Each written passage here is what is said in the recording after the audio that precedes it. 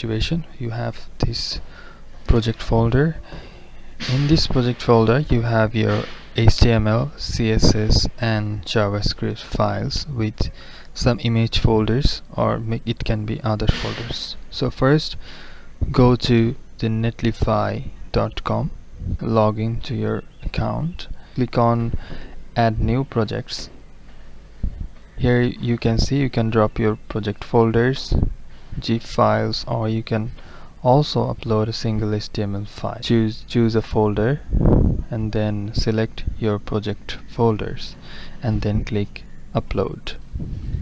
Here upload, and if you give a moment, do not refresh the page, so it will finally now live on the website, and using this link you can visit this. But this link is not looks professional. Quick setup, you can edit this option. So now here we can change the project name. So for this case I am rename as tools vault, and then you can select the update project name,